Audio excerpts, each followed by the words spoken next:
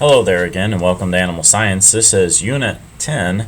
Animal health, welfare, behavior, and management topics will be covered in this section. Chapters 21 and 22, plus a little supplemental material that I've supplied in here. Recommended reading, they're listed at the bottom of your screen. So let's get a lot of slides to talk about, and so let's try and zip through them in a fairly rapid pace. First concept we'll talk about is animal health, and we have to look at mortality versus morbidity. And mortality is death loss, morbidity is defined as sick loss. And we always ask the question is, what is more costly to profit? And many times the responses will be mortality, because many figure once the animal's dead, I got to replace it. Which is in fact kind of a false, because morbidity is more costly to you, the animal producer out there, because you spend a lot of time treating those animals. You lose production, you lose efficiency, it costs you extra labor, it costs you medication, it costs you vet costs, and you still may end up with a mortality in the end. So morbidity is in fact more costly to profit to the farm. Disease is any variation from what is considered normal health, and we're going to later on. Non-infectious diseases, again, we'll do some classification here. Anything that's injury or genetic in nature, poor nutritioning, something toxic, those are diseases that cannot be passed from animal to animal. You may see an outbreak of things, but it's generally not infectious in nature. Infectious disease, obviously, then are contagious ones that are caused by bacteria or viruses, protozoa or parasites. Clearly, the question here when we talk about prevention, what's better, prevention or treatment? Prevention is always the winner when you think about how do we deal with disease on the farm. The next few slides are going to deal with components of a herd health management program, and there's a 9-point system here from vet-assisted planning all the way to personnel training, and we're going to hit each one of these. First thing I would suggest is when we talk about planning with a veterinarian, it's very, very important that you have a very good working relationship with your herd veterinarian. Plan a regularly scheduled visit, and by this I'm not talking about a monthly herd health check or something like that.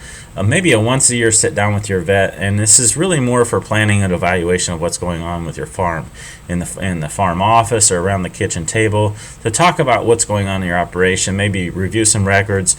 It's really good for your veterinarian, and those of you out there who may be aspiring veterinarians, it's really good for you to take the time to sit down with the producer or with your vet, and putting all the other things away, not worrying about palpating a pregnancy or doing a DA surgery, to spend some time evaluating what's going on, looking at records and so on and so forth. So how you help train employees a little bit better. That's really, really critical. So use your veterinarian, make that veterinary-client relationship super, super effective on your farm. Necropsy is listed last, and I would encourage those of you who have animals that die for reasons that you cannot identify, utilize your vet to do necropsies and identify what's going on your farm. Next concept is sanitation. Of course, we've got lots of disease outbreaks caused by microbes or things that live outside the body, and manure, organic waste, it's a great environment for growth of those. Keep your facilities clean, keep the microbes killed back due to temperature and drying. You've got two tools that can help you with that: antiseptics and disinfectants, and there's a difference in those two things. Antiseptics would be anything applied to animal tissue that kills or prevents microbe growth, and think about iodine in that fashion. And disinfectants would be anything that can help destroy pathogenic causing organisms on inanimate objects or tools, and something like that might be considered bleach, would be a good example. The next concept is simply proper nutrition. We've spent a good deal of time already talking about nutrition, so I won't revisit that at all, but especially during high stress times, make sure that your nutrition program is on point. Record analysis also fits in this herd health prevention program, because you have to really be tracking herd health issues on your farm to know and be able to evaluate, does a health problem really exist? One animal or two animals in a week having a health outbreak may not really be a pattern and may not be cause for alarm. But if you have that over multiple weeks, it may be a problem developing. The only way to know those things is to keep proper records. Identify the health problems that you have and then establish a treatment protocol and follow it. One of the worst things that happens on farms is, number one, we don't keep records and accurate, detailed records. Number two, we have a variety of treatment protocols and a lot of drift from a protocol from employee to employee. And so you never really know what exactly works and how effective it is. So make sure and keep very good, very detailed, accurate records. The next concept here is physical facilities, and pretty straightforward here. Just simply have a facility that prevents injury or stress to the animals as best as possible. Properly sized stalls, properly sized walkways, properly sized water access points, proper cooling equipment, proper gate maintenance. I mean, there's a lot of things that go into just proper physical facilities, because clearly they can cause problems if not managed. Some great facilities even that are much have a lot of age on them that have been just maintained great over the years, and there's some facilities that are brand new that are not maintained well, not sized properly, not designed well, and cause issues. Next concept is a proper and healthy source of livestock. In an ideal world, you never ever have to buy any animals onto your operation, because you're always run the risk or stand the risk of buying problems onto the farm. But we know that that's not always possible, so you want to try and prevent and keep those problems from entering your herd the best you can. So when you purchase from reputable sources or reputable sites or reputable sellers. Control the exposure of people and vehicles as much as you can to your operation. Realize that people coming onto your farm that visit farm to farm, like your feed salesman, your vet, your feed truck driver, the dead truck guy, those are all people who go farm to farm and can transmit diseases farm to farm, and same with their vehicles. Now, is the risk really, really high of that? It's very difficult to transmit diseases that way. However, it is possible, and you don't want to take that risk if you can avoid it. So a simple sign at the entrance to your farm that says, "All visitors, please report to the office and check in," that would be a great idea. Now, I understand that not all of you would have that possibility or things of that nature, but it's a way to help prevent disease exposure from being introduced onto your farm. Also, a great way is provide sanitary clothing and disposable boots to employees and visitors. Like you may get a set of boots for your veterinarian, and whenever your vet comes to the farm, he or she uses your coveralls and your boots, and they stay at your operation. That's a great idea in order to help prevent the disease transmission from farm to farm. And I'm not banging on veterinarians. They do a great job of preventing that themselves. And if you see a vet get out of the truck, generally they're clean. They've scrubbed their boots. The last thing they want to do is be responsible for moving disease from farm to farm. Quarantine any new animals the best you can, and the ideal time is 30 days, and the magic of 30 days is most diseases are going to outbreak. They have an incubation time within 30 days. So if you're going to see something happen, it's going to happen within 30 days usually. Again, another facility thing that would be ideal but difficult to design in a lot of places. Control pests, and I'm talking birds, varmints, mice, rats, lots of stuff like that. But pests can be included in cats and dogs. There are risk factors as well that can go farm to farm and cause issues with you. And be careful how you control them, because you can get yourself in a great deal of trouble on how you control those pests. And keep your animals out of drainage areas and ditches and water conveyances and ponds. And I know it's cute to look out and see your cows out wading in the pond or wading in the creek, but understand they urinate and defecate in that, and that's not necessarily environmentally the right thing to do. So even though it looks cool, maybe isn't the right thing for you.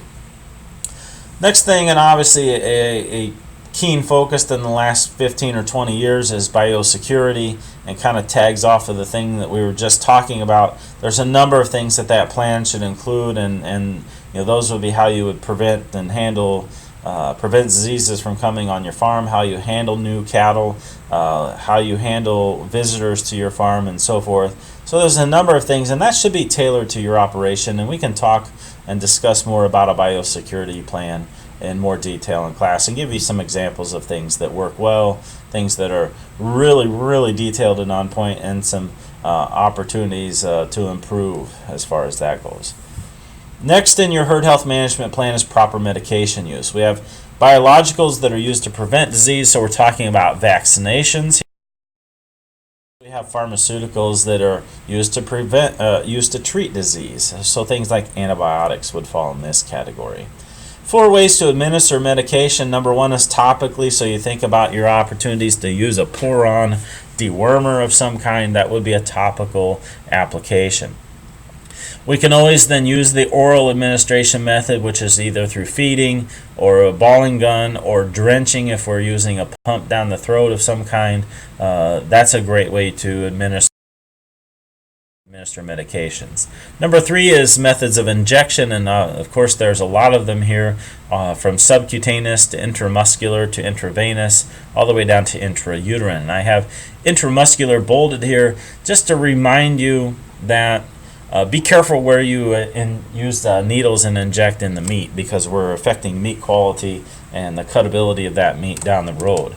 We can have some issues with injection site lesions that actually go several layers deeper than what your needle would ever go, and cause that meat to have to be cut and thrown away. So ideally, as many times as you can, go subcutaneous, and if you have to go intramuscularly, pick a spot where it's the least value meat. If you want fastest action, you go intravenous. So there's a lot of things to consider here, and I would encourage you, always consult with your veterinarian the best method for injection, best effective method and best site for injection if you're not exactly sure, because sometimes it's specific medication to medication.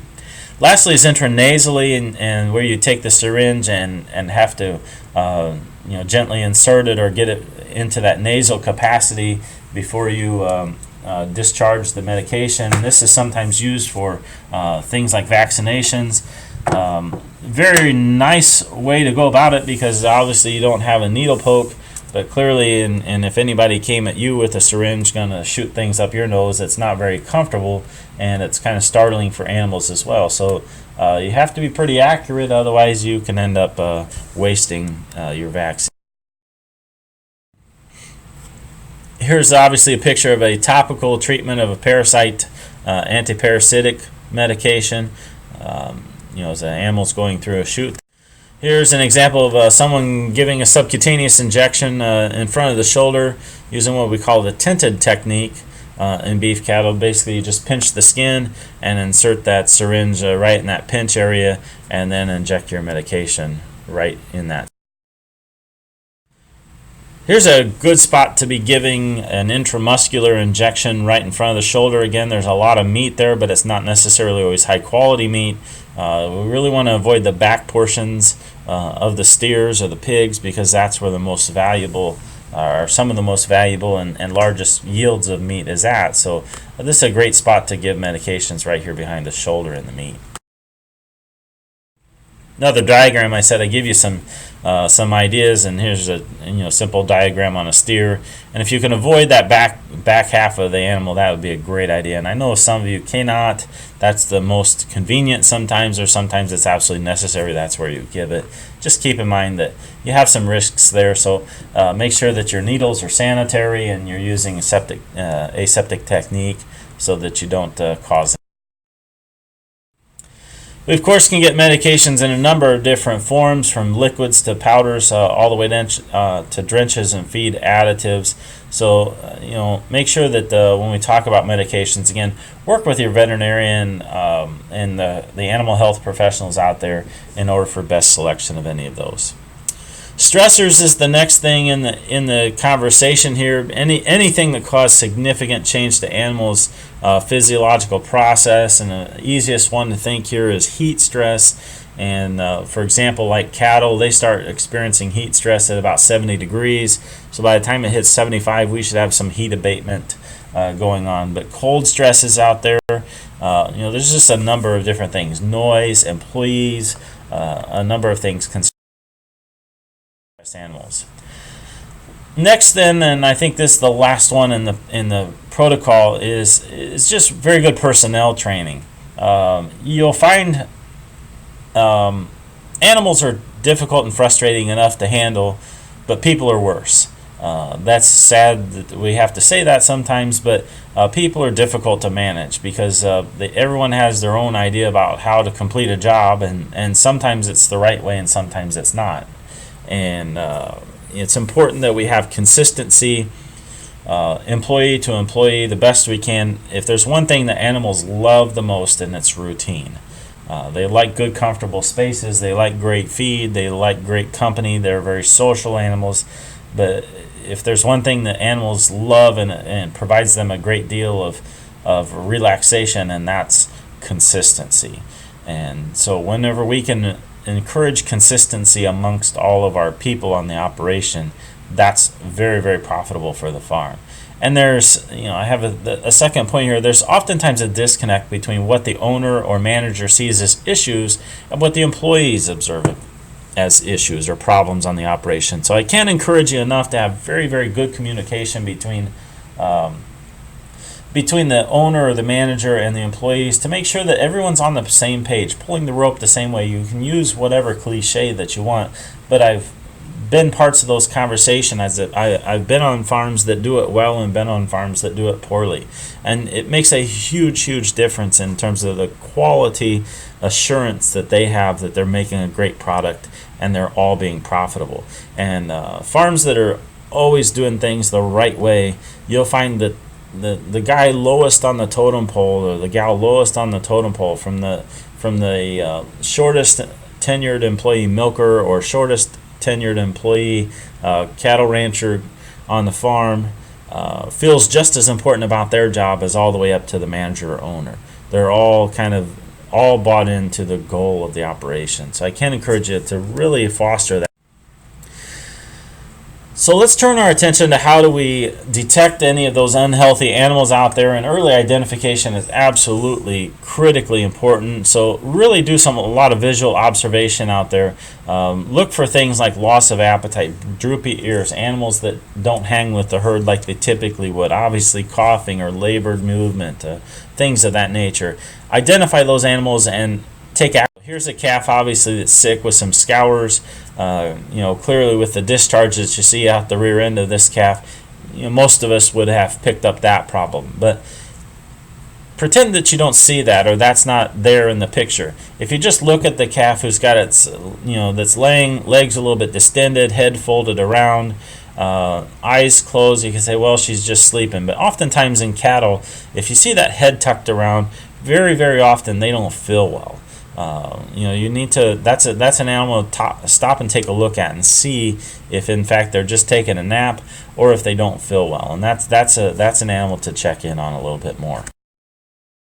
Some vital signs, and these are things that you as a producer or your employees should know how to do. Take a good rectal temperature. Be able to take body temperature. Understand what the proper temperature, body temperature should be for the species that you deal with. Take it rectally and then know what to do. If you take a rectal temperature and it's below normal, and I'm not talking just like a half a degree or anything, I'm talking like a degree or 2 or 3, that indicates an extremely critically conditioned animal that's very, very near death. Once systems begin to shut down, they begin to kind of shut down the heat in the extremities. That's an animal that's going backwards towards death in a hurry. Understand how to evaluate respiration rate and heart rate, and you have to go grab your stethoscope and play doctor, play veterinarian, even if you're not one, and listen to that animal's heart and respiration rates. Be able to evaluate that stuff. One of the things that is great for veterinarians in terms of a relationship between you and them, and to allow them to maximize their help with you, is when you call into a veterinarian and say, hey, I have an animal that's clearly sick.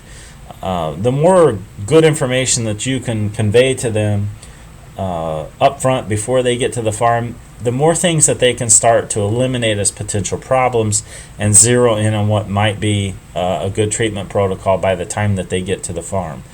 So really, observation is the key in collecting a little bit of early vital sign information. Be able to convey that to your vet is a great tool, and they aren't going to be offended if you ask them to help you learn how to do some of those things. They will in fact be glad to spend time training. Little chart here that shows your normal respiration rates, heart rates, and rectal temperatures. So take note of your species of interest and know what those normal rectal temperatures are. Now, if we get into very hot conditions like above 90 degrees, you might add a half to a full degree onto some of these, and a little bit onto respiration rate, a little bit onto heart rate because of excessive heat stress. But even in the cold, they don't drop really anything, maybe just minuscule. All right, some major diseases. We can have more discussion in class amongst these 4 species. I don't want to spend a lot of time here online talking about them. So this is a conversation that we'll save for discussion in class. So let's move on to. This is a simple diagram. I saved this from an old textbook. This is a snapshot basically of the interior of the small intestine, and on the picture on the left you see normal villi in the intestinal wall that would be catching nutrients as feed digesta comes through there, catching nutrients and transporting it into the blood and the lymph system. That would be normal. On the right, you see what looks like all of those have either been sheared off or they're full of stuff. So that would be an example in this case where an animal probably has severe or diarrhea, resulting in loss of digestibility. There's not much way for them to now capture some of those nutrients we were now talking about in picture A. So that's just an example of what might happen whenever we have some infections going on in the diet. This concept of quality assurance is interesting to talk about because we want to, I kind of referred to it earlier, but we want to ensure that we're producing as wholesome and as high a degree of quality product as we can possibly make, because that offers consumers the highest degree of confidence and ensures trust from the consumer's perspective conveyed onto us, the producer. So make sure that you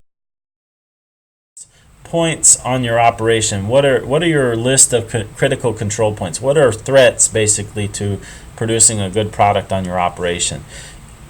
Develop and implement as a manager great management practices and improve upon those. Monitor things on an ongoing basis. Monitor your production records, monitor your quality records, monitor your carcass records on an ongoing rate in which you can come back and visit and make sure that you're doing a great job making a great product. And then provide a high level of employee training. Really think about what can I do to make my employees better. And you can almost always tell who is a great employer in terms of farm stuff in the area because they rarely have a job opening. And when they do, great people line up to take those jobs. So provide a high-level employee training and keep them well-motivated, well-trained, and well-plugged in, and listen to the things that they have to say as well. All those things go into a great quality assurance program on your farm. We often think about quality assurance as a concept that only relates to big business, Nike shoes or Wrangler jeans or something like that, a big brand that you might be familiar with. They all have quality assurance programs so that every tennis shoe or every pair of jeans that comes off the line is exactly the same, wears is exactly the same, looks exactly the same, fits exactly the same. We'd really like for our carcasses and our milk from load to load, from steer to steer, from pig to pig, to be as much exactly the same high quality as possible. That's what a good quality assurance is. just to provide you a diagram of things that might go into that. Again, this is I put this up here because I think it's a great diagram that some of you might be able to come back on and use this to help upgrade stuff that may be going on your operation. Some issues facing animal agriculture today, and we'll get into a few of those things: environment, diet and health, animal rights, socioeconomic, food safety, consumer confidence, all of those things. And we need to be, as animal agriculture folks, promoting good animal stewardship and good land stewardship throughout our industry. Special interest groups are larger and more influential than ever before, and they're having putting a great deal of pressure. If you look up animal activists, there's like 72,000 sites on the web, and that's growing. It's kind of scary. So it's really vital that those folks stay in the public eye by whatever means possible, whatever those activist groups are. We're going to come back and talk about some of that welfare things at the end, but I just wanted to tease you with a little bit of that to get you thinking. Let's pivot a little bit and talk about some management things, assessing risk on your operation, because your risk tends to fall in 4 categories. Now, animal health and welfare falls into this, so that's why I wanted to tease you with some of the welfare stuff, and we'll fold it into some management things here in risk management, because although many of us probably have never had a PETA person walk onto our farm and start causing problems, or maybe you've never been subject to an undercover video operation on your farm, that's a risk. It's things that they're trying to do out there, and so animal welfare is important. Diet and health, and I'm not talking about the animal, I'm talking about human diet and health, is a risk factor for you. Environmental impact, risk factor for us. Food safety, risk factor for operations. Urban sprawl, obviously a risk factor. If you look at some data that's still in your textbook, this is several years old now, but imagine the headline in a rural Pennsylvania newspaper that says a third of all surveyed complained about a neighboring operation, and more than half, almost 60% of them, complained about odor. 18% of them complained about flies. So you can just imagine the news story coming along here about how bad a neighboring farm is. And then the line that probably has failed to be printed, only a 5% response rate. So let's say they sent out 1,000 surveys and only got a 5% response rate. That's only 50 respondents. Almost data that's not even valid, but nonetheless still may be printed in the newspaper or so. Let's talk in the concept of animal behavior for a few slides here, and certainly there's some psychology issues that we're not going to get into, but we're going to really focus on ethology, which is instinct and learned behavior. Instinct is present at birth. For example, the urge to get up and nurse, when you talk about pigs or cows or horses or whatever, that's instinct. That's present right at birth. They don't have to learn that. Then we could get into things like habituation, which is response to a repeated stimulus or lack of response to a repeated stimulus, often called conditioning. And hopefully you're familiar with the study and the experiment that Pavlov did with his dogs, and we can talk about that in class. But association between a stimulus and a neutral stimulus and a response. So Pavlov began to feed his dogs, and every day he fed his dogs, he would ring a bell, and his dogs would come running. Well, Pavlov noticed that whenever they would come running to eat, they would begin to salivate. So he was intrigued by this concept, so he started really watching as they did that over and over and over, and so every day whenever he set food out, he'd ring the bell, the dogs would come running, salivating. So he started to change the game on them a little bit, that he would ring the bell but not put any feed out. And the dogs would come running and salivating and then figure out that there's no food there. So they were salivating for no particular reason. They learned over time that every time he rang the bell, there wasn't going to be feed there, so they eventually stopped coming. So Pavlov had figured out that animals, just like us, learn things. They respond to certain stimuli, and so that's called conditioning. So there's also operant conditioning, where we give a stimulus and there's reinforcement. So think about training your puppy at home, and you want to train them to sit, and every time that he sits properly, then you give him a reward, a cookie of some kind, a dog bone. That would be operant. Animals also do trial and error pretty well, where they will try to do certain things, whether it's enter a parlor or get through a gate system or get out of a gate system. There's all kinds of things that are often tied to a reward. This is a part of the reason why we thought for many, many decades that you had to provide feed in the milking parlor, is to get animals to come in there. That was the reward for coming in the door. Certainly we figured out that that's not necessary to do all the time. There is a certain amount of reasoning that animals do, that they will study a situation and respond correctly to a stimulus the first time. So there is some amount of intelligence that animals have. They do have a bit of a short-term memory and a bit of a long-term memory. There are certain things that they will remember for long, long periods of time, and there's things that happen and that they won't remember for very long. So there is some level of intelligence that animals have, and we can talk about some examples in class. The next concept of animal behavior is imprinting. That's the bonding process, and mostly for recognition purposes. But there's some folks that are really, really big into this. A lot of people that raise puppies are very into imprinting. People that raise horses from foals are very, very into imprinting. They'll take and handle their feet and put the clippers around their ears so that they're not afraid of that later on. They've heard of it, seen it, felt it early. Some other identified systems here, and we're going to get into a few of these quickly, and some of them we'll spend a little bit more time on, from 1 to 9 here, from sexual to allomimetic. Sexual behavior obviously is that estrus behavior, and we've talked quite a bit about this before, so we won't spend any more time on sexual. Caregiving and care soliciting behavior is that maternal instinct and the young instinct, the protection versus the need, the protector versus the need protection instinct that happens oftentimes between mother and young. So there's very often some vocal sounds that go with the.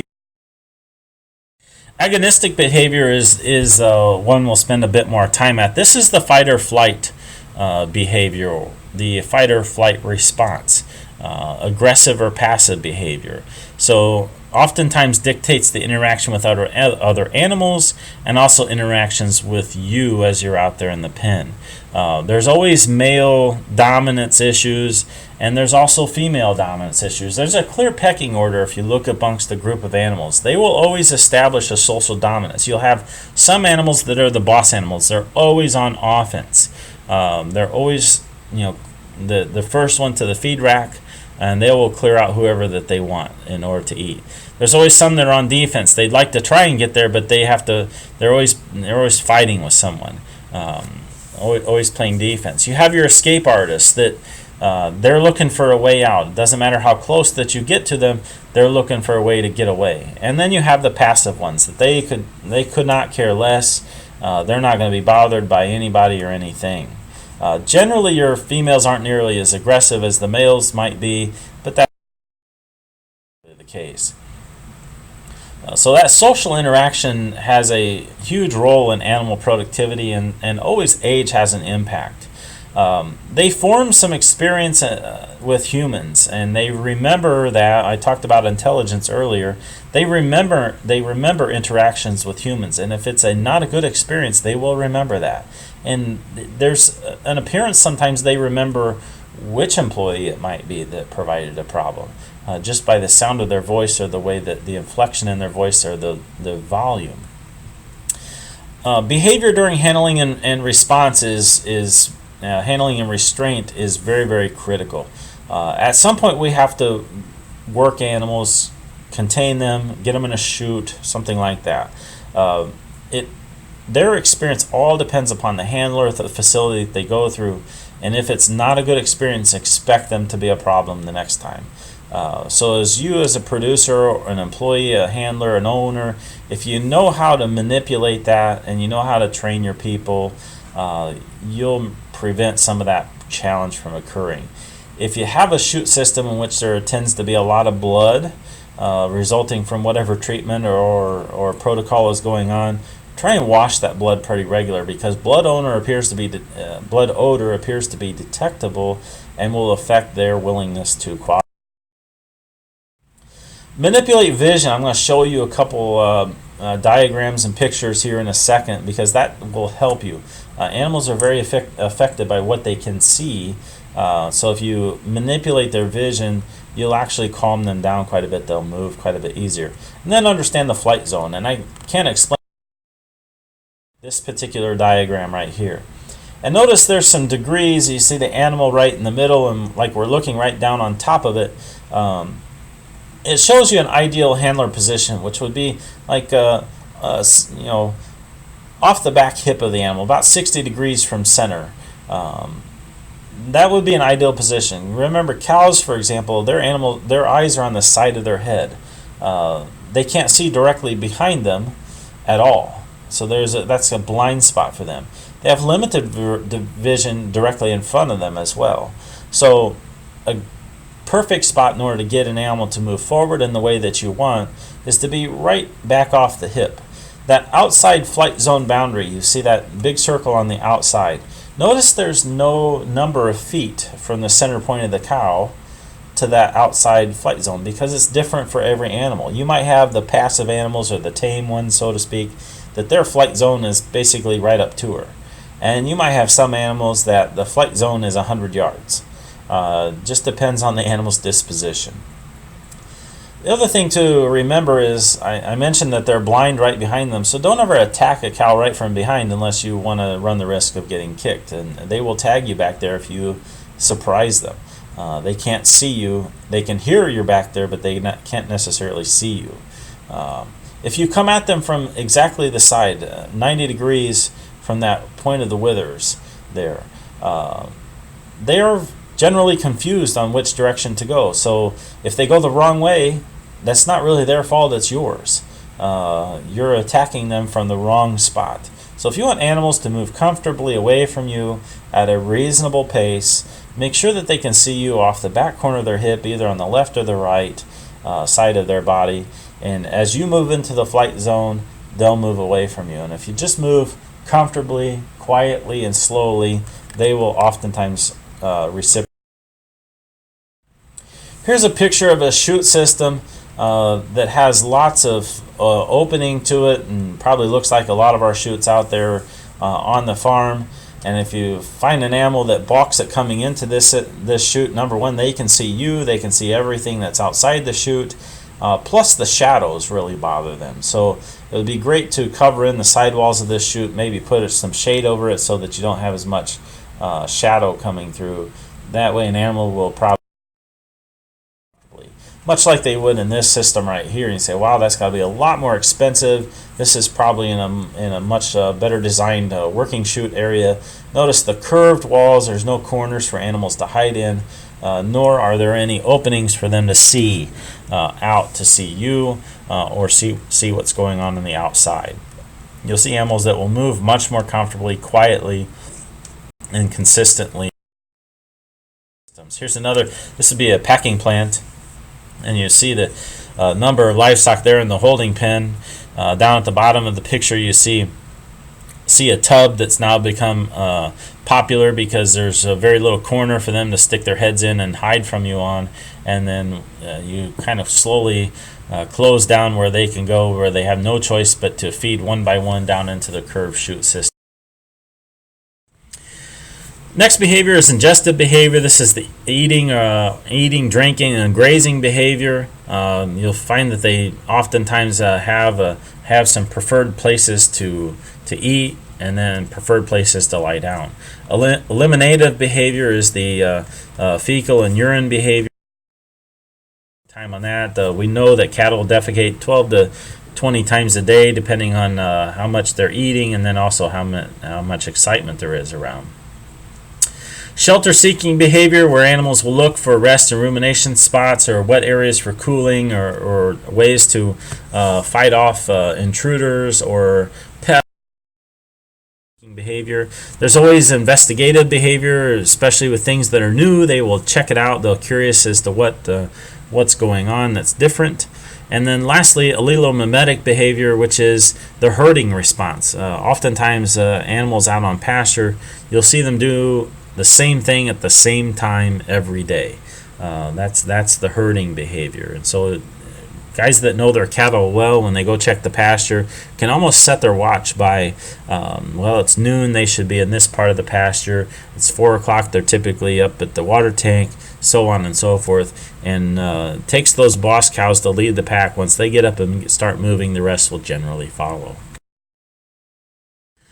This diagram takes a little bit of explanation, but this is a study that was done of the top social ranking cow, which is the solid line cow, and the bottom social ranking cow. So feeding time here on this example, you got the size of the feed yard where the feed trough is there at the top, and the feeding time was 4:43 p.m. And so what they did here was watch what happened to the top social ranking cow and where they started, where they were in the feed yard, and the bottom social ranking cow. So notice the top social ranking cow is towards the top left part of your screen. You see the F there, or see the S at 4:42 when the feed truck comes by. Notice she goes right to the bunk within 2 minutes, and she's eating. And notice where she hopscotches up and down the bunk line. She's going and eating wherever she wants, probably eating the M&Ms and candy off the top, but she's going from spot to spot, probably moving all the animals that she wants along the way, and she eats for nearly an hour and finishes at 5:46, kind of hanging out very close to where she started. Total contrast to the bottom social ranking cow, that she's way in the back corner of the pen at 4:42.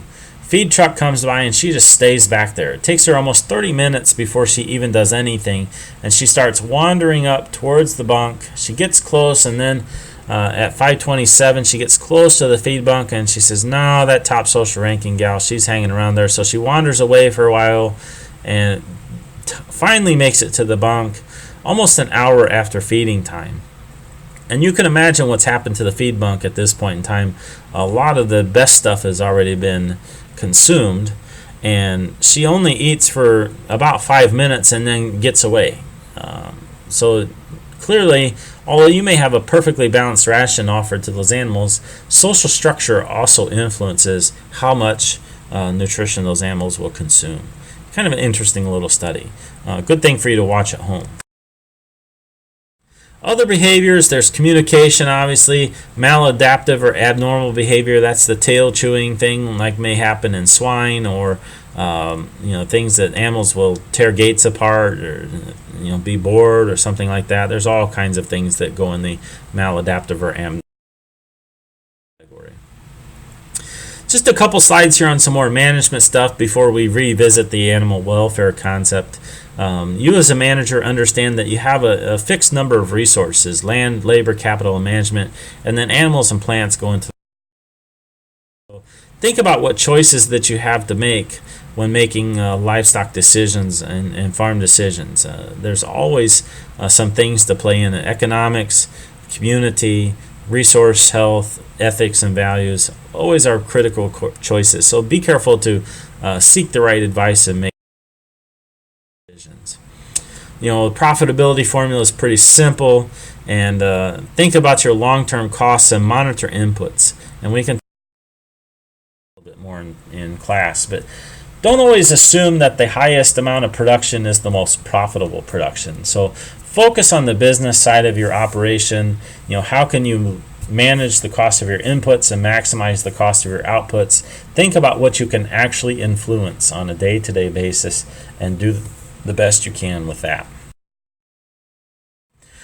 So 3 things that I would argue that a manager should be able to do is plan, act, and evaluate. And I would say that managers can't always do this while they're in the parlor milking cows, or out in the farm mixing feed, or out there rustling cattle through the chute, or checking them out in the pasture, or going through the pig barn. You got to spend some time thinking about some of these things, going through your records, evaluating and then putting a plan together. So obviously be profit oriented, look at short and long-term planning, manage your time effectively, think about your employees both physically, emotionally, and financially. Utilize family as best you can in an effective manner. We'll talk about incentive programs in class. You may use them for motivation and you may not. Deal with people honestly, and there's nothing that follows managers more than a bad reputation. So be honest in your business dealings, prioritize your duties, understand that you set an example. If you arrive late to the farm every day, don't expect your employees to be better than you most of the time. You set the tone as a manager of an operation, and don't expect your employees or underlings to leap over a bar higher than you're willing to leap over yourself. So always be a good example. I have an organizational structure diagram, and obviously this is a place that has quite a few employees, but I throw this up here to make you think about what's the organizational structure on your farm. Have you thought about, do people have specific roles? Are they defined? Or is it just you go do this and you go do this type of thing? Is there clear divisions in what people are responsible for and who they report to? Managing people, like I said earlier, is one of the toughest things on the farm. Financial management, always have good records, and most of this slide is covered in a different class, but I thought I'd throw this up there just for to kind of lay the groundwork for future conversations on some things that you should have in mind. Also, manage your credit very carefully, especially in today's environment. We're dealing with some tough prices, and the interest rates, thankfully, are quite affordable at this point in time when you go out and talk borrowing money, but that's not always been the case. Think about income tax considerations. It's not poor management to pay income tax. That means you made money that year. That's a good thing. But don't pay more than is owed, and be careful of the addiction of, I made a little bit of money, I'm going to go out and buy new equipment. If you pay cash for it, then that's one thing. But if you pay some cash and then borrow the rest, then you might be in a situation to where it might have been more profitable for you to simply pay the tax than it would be to pay interest on the loan. So think about that. Think about estate, gift tax planning, farm management long term. Consult tax professionals, money professionals, accountants. Bring people onto your team on the farm that can help you make good, sound decisions financially for not only yourself and your operation, but your family and your farm's future. I mentioned that people are obviously sometimes the toughest things to deal with. Figure out what your optimum labor needs are. Go find the best people that you can possibly afford to hire. Get them, hire them, and keep them there. Reward them financially and non-financially, and build great teams and partnerships not only within your farm but outside of your farm. Get your banker involved in the operation. Get your veterinarian plugged in, your feed nutrition professional, whoever else it takes to get you on the right track to a really successful farm. Anytime you talk family-owned operations, it's always difficult, and family-run operations are the foundation of American agriculture, and it'd be great to keep it that way. Spend some time with family and defining roles and relationships and where everybody sits, what everybody's responsibility is, and then encourage open communication. Be patient and tolerant. That's one of the problems that all family farms have is they're very patient with other employees, but they're not very patient with their own family, which causes family troubles. And that's sad whenever you observe those situations. So be very careful in families. Put in systems, think critically, think about animal production, think about cost-benefit relationships. Be a critical thinker. I said we'd revisit the animal welfare concept, and we'll kind of close this rather long unit talking about animal welfare here at the end. There tends to be a continuum of groups from the animal exploitationists all the way to the animal liberationists, and then somewhere in between. The animal exploitationists would be those that have have basically zero concern about the animal. They're just there to use them up and discard them when they're no longer beneficial or fun anymore. All the way to the animal rights and animal liberationists that think that animals basically have the same rights as you and I, and we should never fence them or contain them or whatever it might be, and everywhere in between. So you think, well, where does animal agriculture lie? We're in the animal use, animal control area. We would sit kind of in there. We certainly have a lot of concern for our animals, and I would contend any producer that doesn't care very closely, or any employee that doesn't care about the welfare of the animal, probably should not be an animal agriculture farmer. Some concerns in across the industries, just that your book puts together relative to animal ag, and you all can check those out and agree or disagree of what they've put on there in terms of maybe what they maybe think the top 5 are in class. A kind of a tricky little subject when we talk about animal welfare and us versus the animal rights people.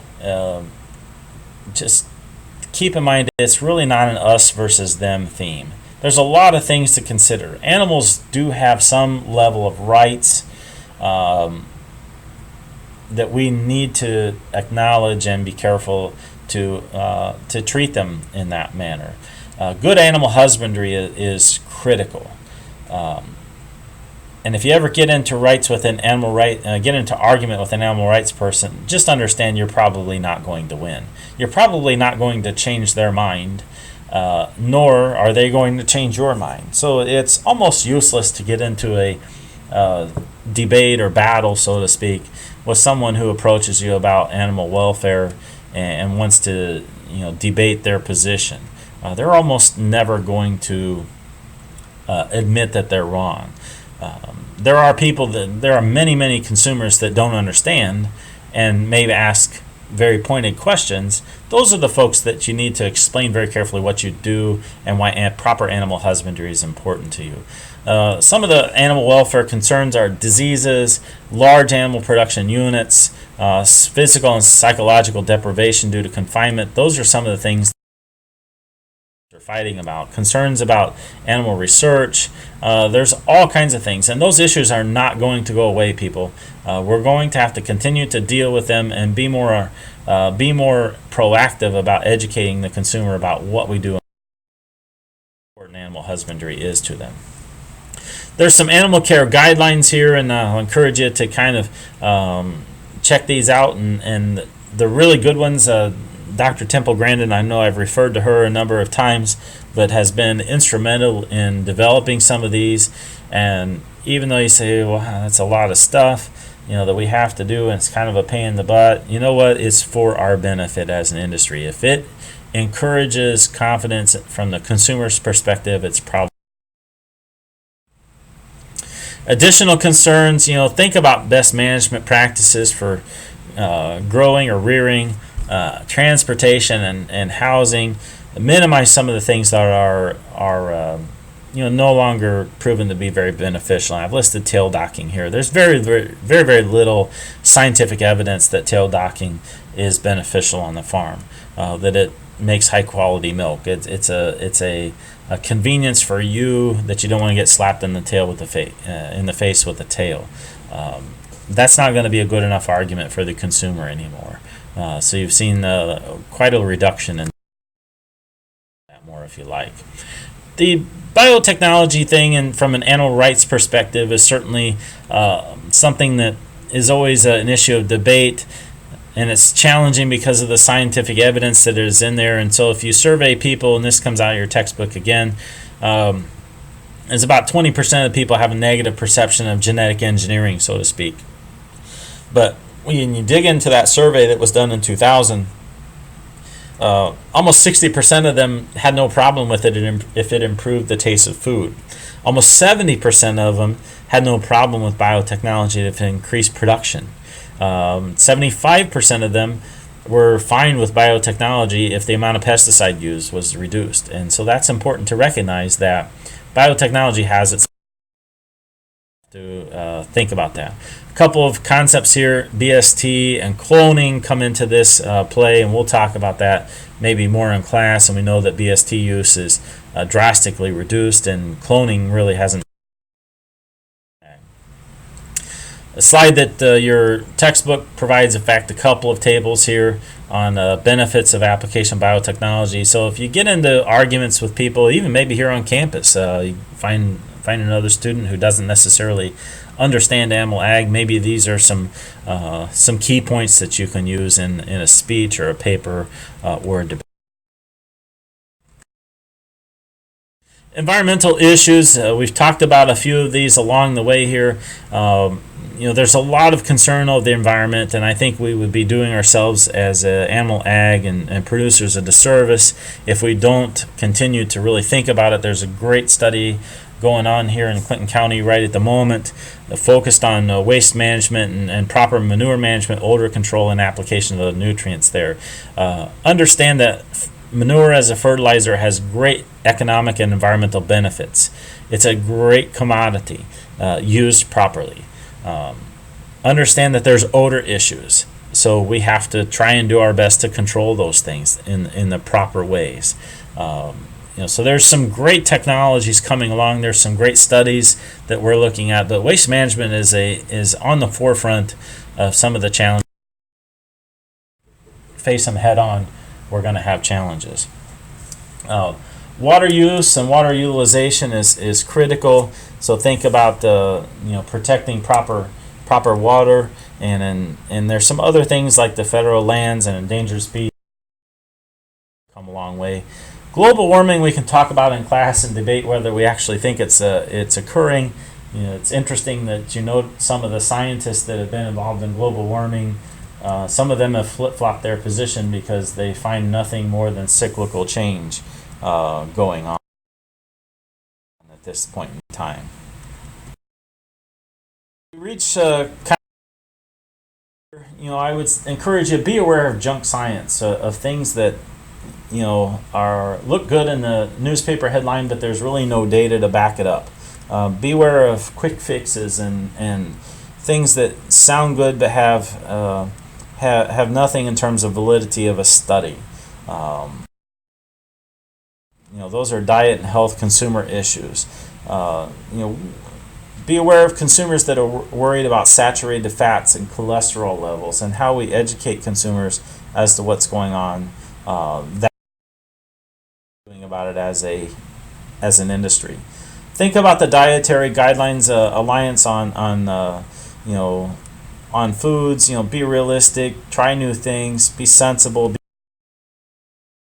That we can help as producers of these products help promote out in the industry and out with consumers. And hopefully you're familiar with MyPlate and what it's recommending in terms of portions every day. The MyPlate concept from USDA, that's critical here. And other consumers in terms of food safety, the dangerous temperature zone.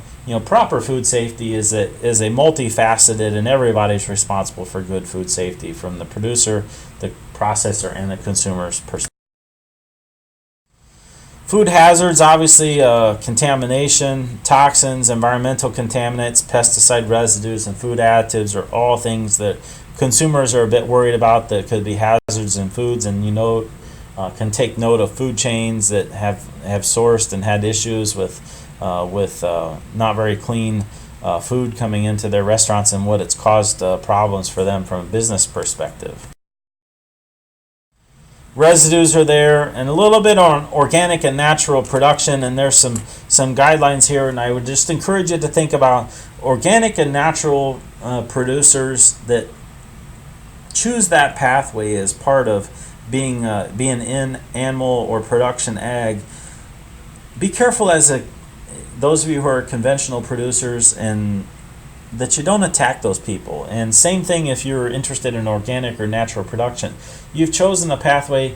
I know that people have to try and set their product apart, but remember that we're all working towards the same cause of feeding people and creating food. So there's a marketplace out there for niche products like organic organically grown products. There's a marketplace out there for things labeled as all natural or hormone free. Whether you agree with that or not is your own personal decision, but there are things out there. There are buyers out there that are looking for those things, for those products. So hopefully we can fit under that umbrella. And then lastly, consumers are worried about catastrophic disease outbreaks. And I put BSE here just to remind me to talk about mad cow disease. We've not experienced much of that in the States, thankfully. But, boy, just think about if we had an outbreak of mad cow like they had in Europe, where they had many cows come down in the beef industry with mad cow disease. And it just pretty much decimated their beef business for quite a long time. If that happened in the United States, think about the catastrophic impact it would have on the beef industry or the pork industry, and how long it would take us to recover from that. So we have to be vigilant and aware of those potential catastrophic. Some take-home messages. I recognize this has been a very, very long unit, and I know I'm approaching an hour here on the audio, and I've skimmed over a few slides, but as we take home some of the key points here, understand that all of these things that we've talked about are critical and key to a profitable farm operation. Producers, you have to be keenly aware of the messages that you send and the consumer concerns that are out there. Be active in your industry. I can't stress that enough. Be active, whether it's in Farm Bureau or a breed organization. Be active and influencing in the direction of policy development.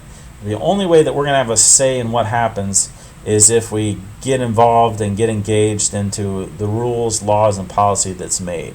And you can't do that sitting on the sidelines.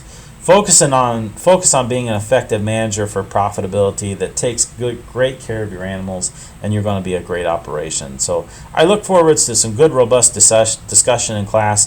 Thanks for listening to your attention this rather long unit. We'll see you in class.